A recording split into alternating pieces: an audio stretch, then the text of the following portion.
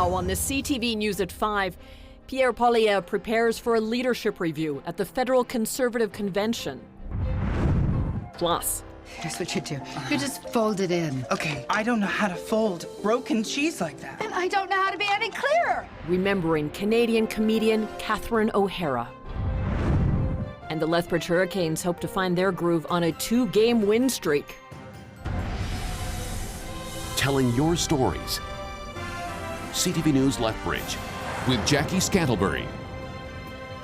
Good afternoon. Thank you for joining us. The Assembly of First Nations says there have been reports of Indigenous Canadians being detained by ICE in the United States. Local Indigenous nations are urging caution for any of their traveling members going across the border. Quinn Keenan has more. The AFN released a travel advisory on January 23rd to warn First Nations members heading to the U.S. It cited recent reports of some First Nation members being subjected to increased questioning and detainment by U.S. Immigration and Customs Enforcement, also known as ICE. The AFN pointed to the Jay Treaty, which grants Indigenous Canadians to cross the border into the United States freely if they are 50% or more Native American by blood quantum, saying in the statement, the AFN strongly condemns these actions and reaffirms its commitment to define First Nations' inherent and Jay Treaty rights to cross-border mobility. It's reminding members to carry valid ID, including a status card or Canadian passport. The Blood Tribe issued its own travel advisory on Wednesday. Blood Tribe Chief and Council is urging Blood Tribe members to use caution when crossing the border into the United States. The nation says in the statement, notwithstanding our inherent rights to the promises of the Jay Treaty during the current time of political unrest.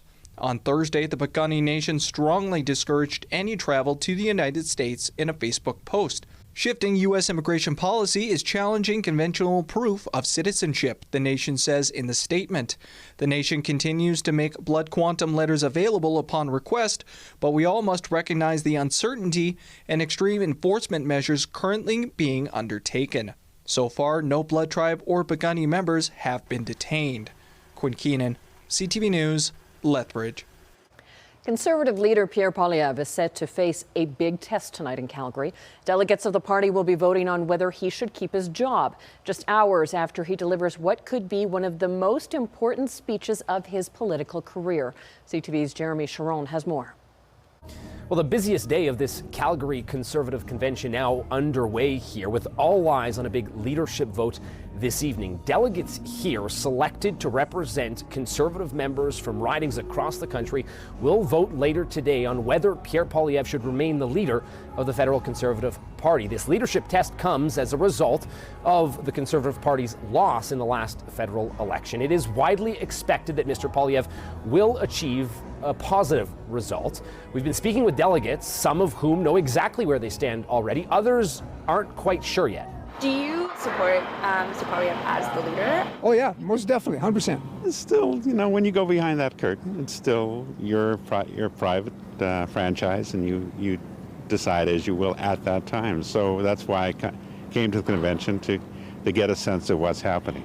Now, we're told Mr. Poilievre met with his caucus this morning ahead of his leadership review. Conservative Senator Denise Batters was at that meeting. I'm glad to see that Pierre has taken that part of our process very seriously because, as you may recall, after the previous election, I had to bring a petition to try to force pressure on Mr. O'Toole to have a leadership review, and that's what I was asking for. And meanwhile, Pierre not only has the review, but has it at a very early stage. Now, several Conservative MPs have taken the stage behind me here to address the crowd. All of them have hit on two kind of key themes. The first being what the party believes to be a positive result in the last election, a success in the last election, by increasing their seat count, despite the fact, of course, they did not form government. The other is that all of them were clear that they believe the best path forward for the Conservative Party is with Pierre Poilievre at the helm. Jeremy Sherrill, CTV News, Calgary.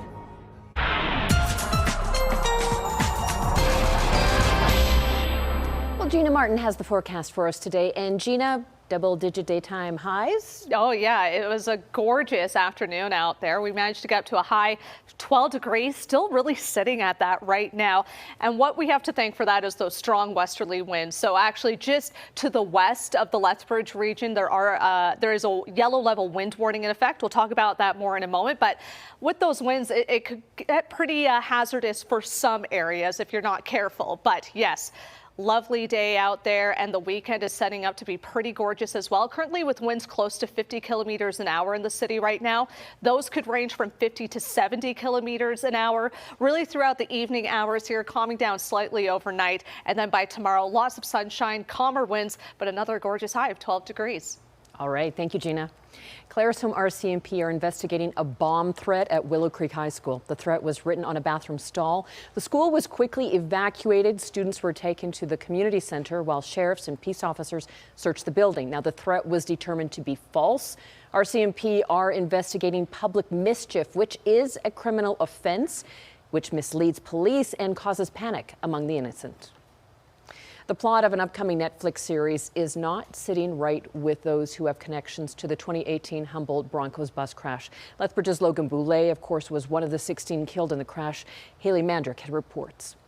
It felt literally like I was, punched in the gut and had the air sucked out of me. It's just the beginning parallels our accident. Absolutely, it does.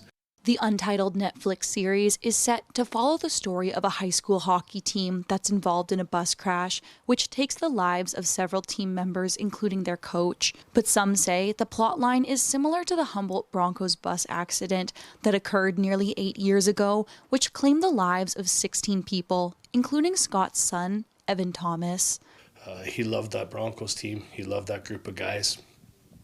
And he was just starting to get his legs, making that transition into being a young man, and he was taken from us. According to Netflix, the show is fictional and not inspired by any real-life events.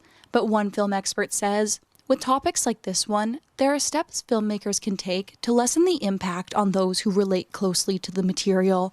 I personally probably wouldn't want to make that story at this time, but, always some consultation and reaching out can really help to tell people what your intentions are and everything.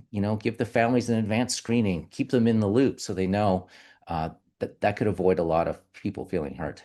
Thomas says there are stories worth telling which stem from the tragic events on April 6th of 2018, but the details released so far describe the Netflix series as a, quote, heartwarming story where the team then looks to rebuild with the coach's widow leading the way.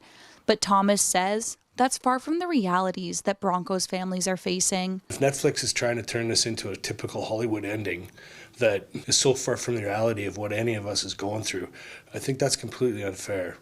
And I worry that people who don't have a lot of knowledge of the reality are going to see that and go, oh, everybody's okay, but we're not. There is currently no release date for the series, but Thomas says, regardless of when it airs, his family will not be watching. Hallie Mandrick, CTV News, Saskatoon. Now, we reached out to the Boulay family for their thoughts on the series, but have yet to hear back. Canadian Blood Services is putting out a call for people in Lethbridge to donate blood and plasma as soon as they can. Canadian Blood Services says plasma donors are needed now to ensure hospitals remain stocked with life essentials for patients throughout the fall. Blood Services says winter conditions and seasonal illness have taken a toll on blood and plasma collections. Anyone interested in donating or booking an appointment can visit blood.ca. Women's shelters across Alberta are hoping you'll write a Valentine to its workers. Throughout February, the Alberta Council of Women's Shelters will collect Valentine cards and messages of gratitude for its staff. You can mail or email your card, create your own, or use the shelter's pre-made template. There's so many people that are in the social services sector that join the social services sectors because they care and they have big hearts. It's really important to us that we flip that switch and show them how much we care about them and that they are appreciated and give love back to them for the work that they do. At the beginning of March, all the cards and messages will be distributed to shelters across the province. As southern Alberta continues to become a hotspot for film and media, the University of Lethbridge is taking full advantage of the growing interest. The post-secondary has launched a new major in cinema and media studies. The program blends theory and history with hands-on studio courses to support interdisciplinary approaches to the study and visual culture and the moving image. The unique major will be offered as a Bachelor of Arts that has both core requirements and custom courses. Applications for the new program are anticipated to open in February. The town of Coaldale has launched phase 2 of its downtown redevelopment engagement initiative. Over the past decade, downtown Coaldale has seen significant investment in public infrastructure and streetscape enhancements. As a result, last summer, the town launched phase 1 of a multi-phase engagement initiative to gather feedback from residents to create a long-term vision for the space. Phase 2 will shift from big picture discovery to a more focused and detailed conversation. Engagement will narrow to specific themes and priority areas. The town will host engagement sessions to gather feedback in the coming months. And nominations for this year's Lethbridge Sports Hall of Fame class close tomorrow. Anyone can nominate a deserving individual or team for the award. The nonprofit organization says the awards remember, recognize, and celebrate achievements of Lethbridge and area athletes and builders. Nominations can be made in 4 categories, including athlete, team, builder, and special award. Nominations can be made online until tomorrow, with the induction ceremony set to take place in May. It is time for our first break, and that means Gina has the weekend forecast when we return. Plus, we look at the life and legacy of Canadian comedian Catherine O'Hara.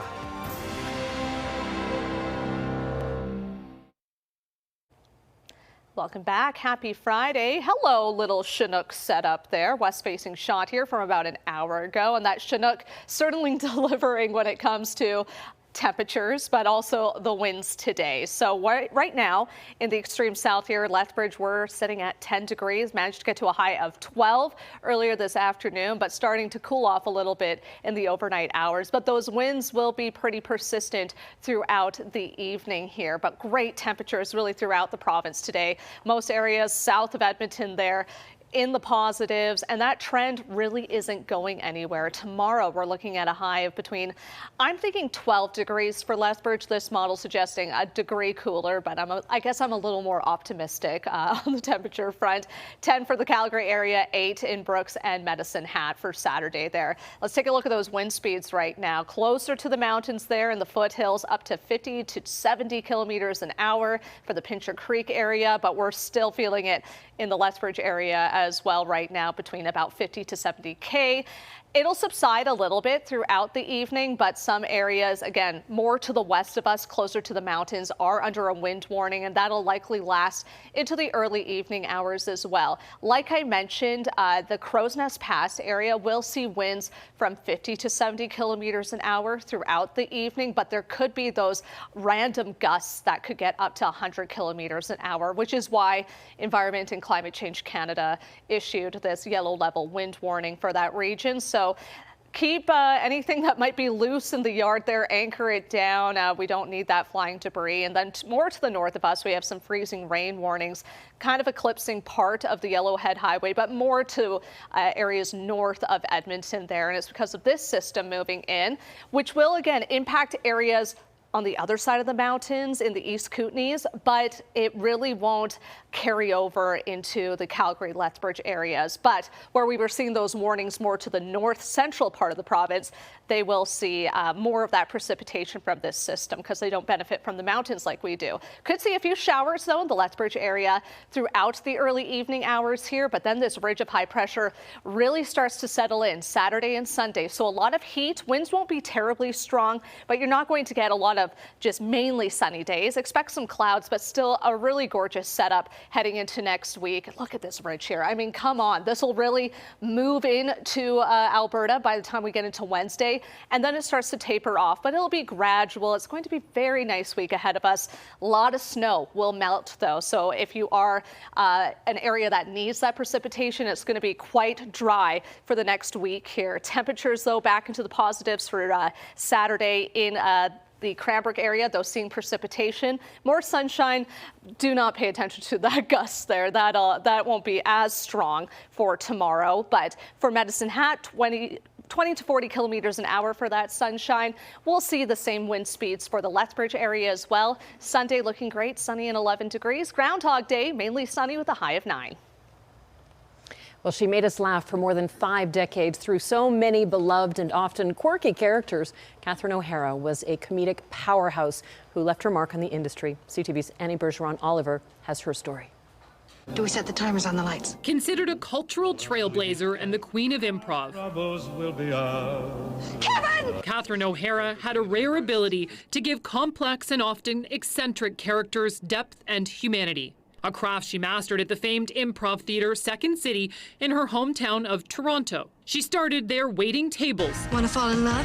But in 1974, her love for acting would land her a role on the hugely successful Second City television. Gonna be a frosty snow girl. I'm gonna deck your halls. She had no formal training, but O'Hara's enthusiastic spirit and determination quickly made her an award-winning star in Canada. If you don't let me gut out this house and make it my own, I will go insane and I will take you with me! Propelling her to international fame with roles in hit movies from Beetlejuice. Oh, what the? God, are you all right? To the mockumentary comedy film Best in Show. I sense there's something in the wind. And the cult classic animated movie The Nightmare Before Christmas. My bag! It's gone! But one of the roles she's best known for, Moira Rose in the hit show Schitt's Creek. Crocodile back to what my mother gave me! Her performance in the Canadian production was met with critical acclaim and garnered her multiple acting awards. I would love to stand up here and tell you this was all just a walk in the cake, but it wasn't. At one of her last appearances at TIFF just 4 months ago, O'Hara thanked her longtime friend and colleague, Eugene Levy. When I think of my happiest days in this adventure and show business, I realize most of them have been with you. An adventure in show business that spanned more than 50 years. O'Hara was 71. Annie Bergeron-Oliver, CTV News, Ottawa. Still ahead on the CTV News at 5. The Lethbridge Hurricanes are hoping to extend their win streak to 3 tonight. Sports is next.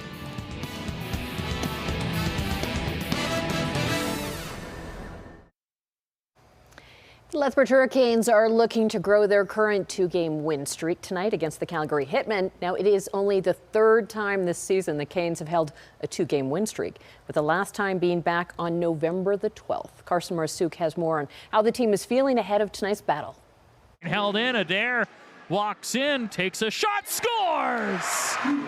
It's a win and momentum shift the Lethbridge Hurricanes are looking to grow Friday night. The energy in the locker room is really good. The guys are really bonding together, and as a team, we're feeling really good going into this game. The Hurricanes enter Friday night's game against the Calgary Hitmen on a 2-game win streak, only the 3rd time this season the team has held the record. I've been really happy with our older guys, and our younger guys are competing every day, and our practices have been really good. So really happy with our group just living in the moment and taking big steps. And the Canes leadership team says there's one simple message being shared. It's what you play 68 games for, right? It's a chance to be in the playoffs and a chance to host the cup at the end of the year. And so I think the biggest thing is ingraining that into our younger guys and just making sure that message is still there. That playoffs they're in reach, and if we play the right way in these next 20 games or so, there's a possibility we can make it. The Canes currently sit 10th in the Eastern Conference with 29 points. It's been a challenging season for the club with several big trades, updated NCAA eligibility, and change in management, but the team isn't letting that deter them. You just kind of got to keep to yourself a little bit and worry about what you can control, and when new guys do come in, create a bond with them, and when guys leave, just leave on a good note and try and build it for those guys. With 20 games left in the season, the team says every game matters. Well, every day we come to the rink, we're looking to get better, and we're going to compete. We're not a team that's really going to just sit back and kind of take it how it is. We're gonna try to get better. And it's that mentality that has coaching staff optimistic about the future ahead. I think just living in the moment's been a big thing. Can we get better today and worry about what's in front of us and see where it takes us the rest of the way, and hopefully we find our way into a playoff spot. Carson Marsouk, CTV News, Lethbridge. Puck drop for tonight's game is at 7 o'clock. Now the Canes will then hit the road for a tilt in Medicine Hat on Sunday, and it's the only game on the docket for the Tigers this weekend. So far this season, the teams have met 3 times, with Medicine Hat coming out on top all 3. The Tigers enter Saturday's game coming off a 4-1 win against the Saskatoon Blades on Tuesday. Puck drop at Co-op Place. That's set for 7 o'clock tomorrow. The Brooks Bandits are continuing to battle to climb a tight interior conference race. They'll start the weekend at home with a heavyweight tilt. The interior leading West Kelowna Rockets will make the trip to the CRA. The Bandits have yet to beat the Warriors in 3 meetings this season. This game gets underway at 7. Tomorrow, the Bandits head up Highway 2 to take on the Blackfalds Bulldogs. Blackfalds holds a 3-2 edge in the season series. Start time is at 6. The Cranbrook Bucks will look to continue one of the last best stretches of hockey so far this season. Tonight they host the Spruce Grove Saints at Western Financial Place at 7. Tomorrow it's deja vu as the Saints hang around town for another game starting at 7 as well. It's a slower weekend, though, for post-secondary sports, with Pronghorn basketball getting a few days off. But the Lethbridge Polytechnic Kodiak's futsal teams will be busy in Medicine Hat attending their first tournament of the season. The action starts tomorrow as the women's team takes on the Medicine Hat College Rattlers at 9:30. The men will have their turn against the Rattlers at 10:45. And the tournament continues later that day at 2:30 as the women play the Olds College Broncos. The men's will follow that with their game at 3:45. On Saturday, the Kodiaks finish things off with a pair of games against the St. Trojans. The women play at 11:30, followed by the men at 12:45. A 46-year-old NBA record was broken last night. And he's going to drive on Brandon Miller, gliding to the basket, and there's a new Maverick rookie record for points in a game. 19-year-old Cooper Flagg dropped 49 points last night for the Dallas Mavericks. Flagg broke a franchise record held since 1980 by Clifford Robinson and also surpassed LeBron James by becoming the first player to have 2 40-point games in his first season. Still ahead on the CTV News at 5, we look at a unique deaf theater production when we return.